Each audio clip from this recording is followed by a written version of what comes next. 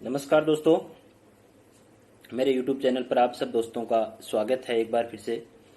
आज एक नई चर्चा के साथ वामपंथ और दक्षिण पंथ, इन दो विचारों के ऊपर आज अपन चर्चा करने वाले हैं।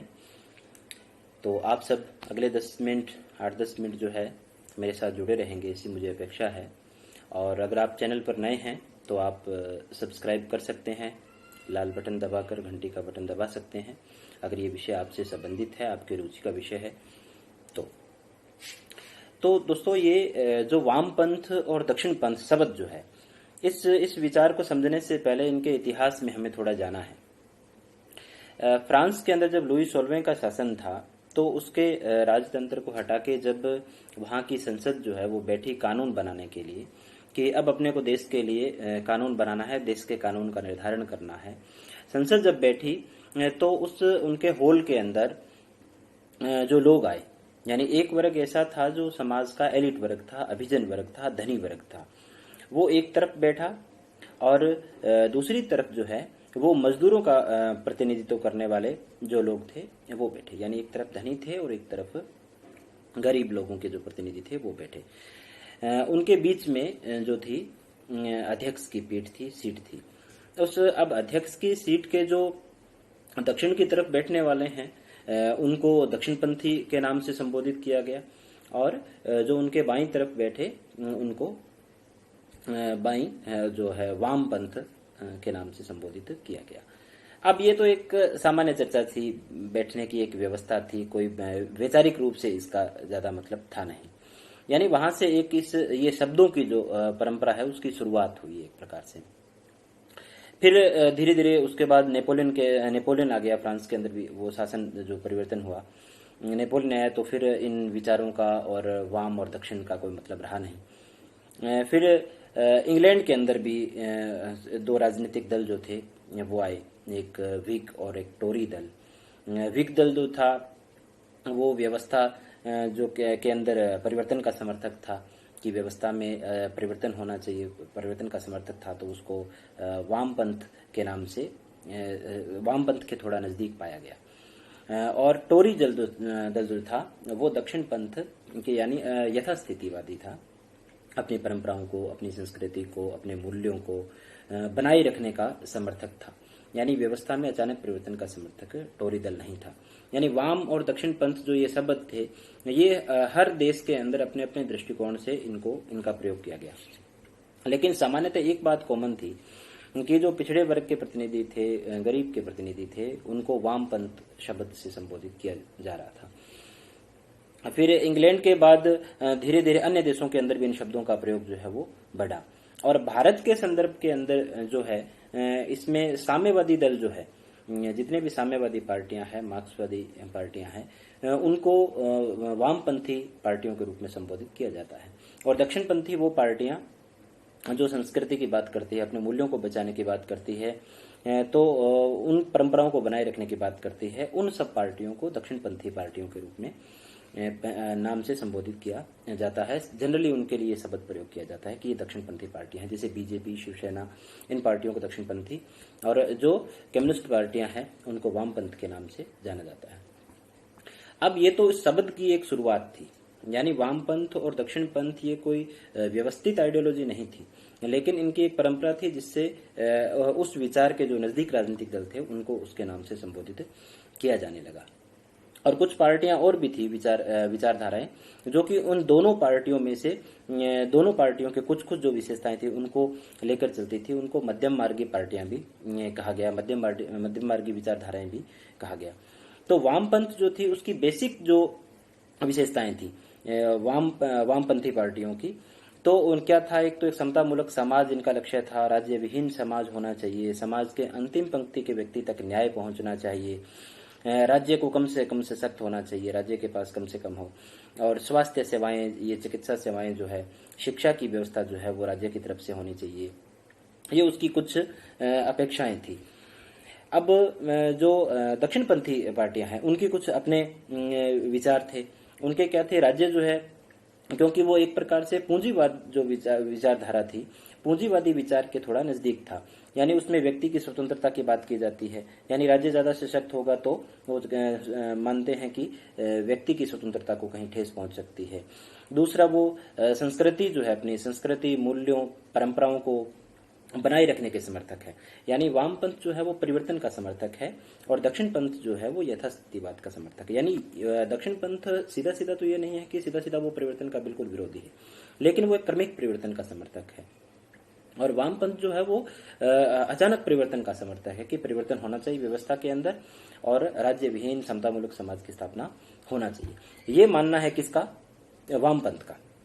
अब दोनों विचारधाराओं के अंदर मूल जो अंतर था वो तो ये है कि दोनों के अपने अपने लक्ष्य हैं, दोनों के अपने अपने विचार हैं। अब धीरे धीरे जैसे समय गुजरा वैसे वैसे क्या है कि विचारों के अंदर भी परिवर्तन आता गया, राजनीतिक दलों के अंदर भी परिवर्तन आता गया कि किस प्रकार जो अपने विचार पर अडिग जो है कोई भी राजनीतिक दल नहीं रहे। जैसे अपने एक चर्चा करते हैं, सोवियत संघ के अंदर साम्यवादी पार्टियों की सरकार थी, साम्यवादियों का शासन था 1917 की क्रांति के बाद। लेकिन जब 1991 के अंदर जब उनका विभाजन हो गया था तो साम्यवादी दलों ने भी क्या किया कि वो अपने विचार पर एक प्रकार से अडिग नहीं रहे। मिलोवन जिलास नाम के एक विचारक है, उन्होंने एक पुस्तक लिखी।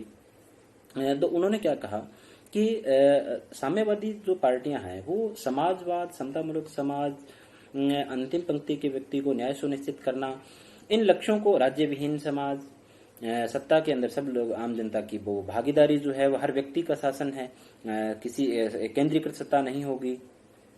अब वो कह रहा है कि उन विचारों का कोई मतलब नहीं रहा, क्योंकि साम्यवादी पार्टियों के अंदर भी वो कह रहा है कि एक एलिट वर्ग बन गया, छोटा सा ब्यूरोक्रेसी का वर्ग बन गया, कम्युनिस्ट पार्टी के लोगों का, इनका एक छोटा सा एलिट वर्ग बन गया, अभिजन वर्ग बन गया जो कि सत्ता को संचालित कर रहा है। यानी साम्यवादी विचार वो कह रहा है कि नहीं रहा, अपने विचार के ऊपर, विचार के अनुसार शासन नहीं दे पा रहा। अब बात आती है दक्षिण पंथी या जिनको अपन बात करते हैं, जो कि पूंजीवाद के विचार थोड़ा नजदीक था। दक्षिण पंथ जो विचार था वो भी क्या ले रहा है, वो भी अपने विचार पर व्यक्ति की स्वतंत्रता, कम से कम राज्य का हस्तक्षेप, उन चीजों पर वो भी तो अड़िग नहीं है।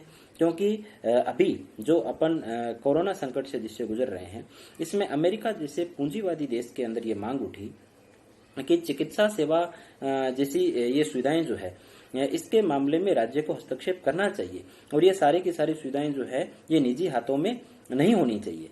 यानी ये मांग किसकी थी एक्चुअल में? ये मांग तो समाजवाद का जो सपना या साम्यवाद या बराबरी का, समतामूलक समाज का जो विचार मार्क्सवाद का था या वामपंथियों का था।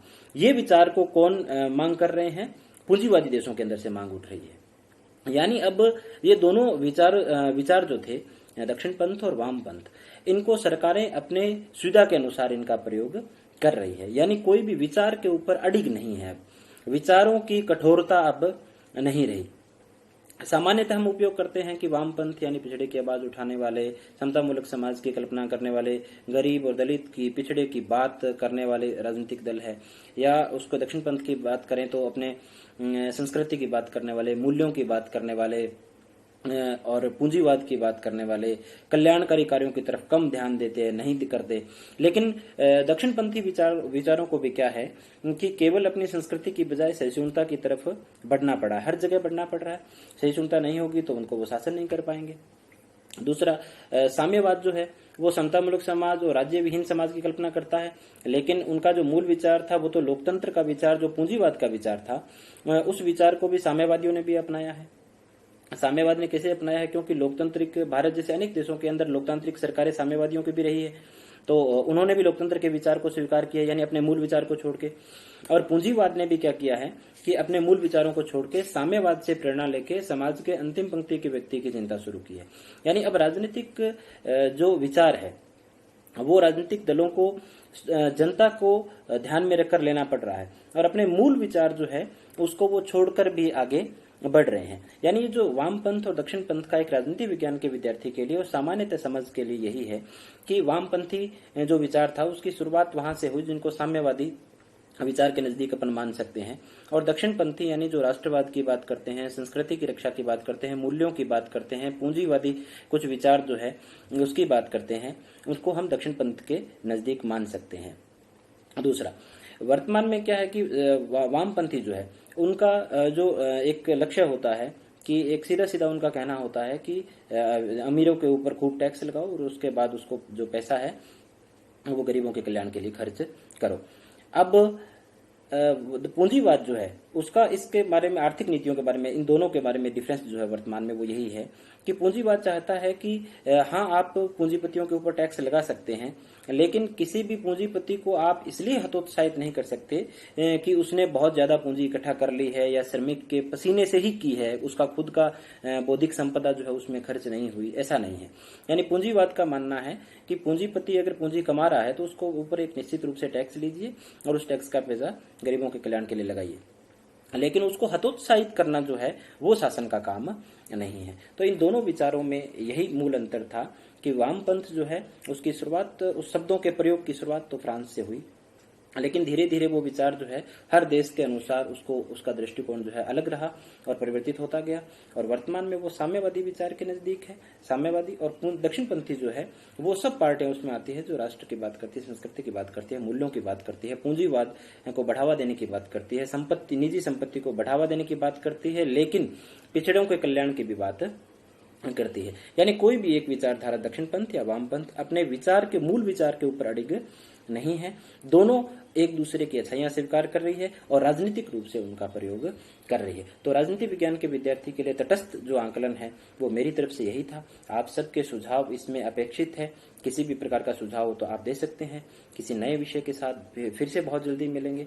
चैनल को सब्सक्राइब जरूर करें और मैं किसी प्रकार का जो आंकलन है इसमें करके सुझाव जरूर दें ताकि मैं लगातार इस चैनल पर बना रहूं। हम सब चर्चा करते रहेंगे। आप सबको नमस्कार, जय हिंद दोस्तों।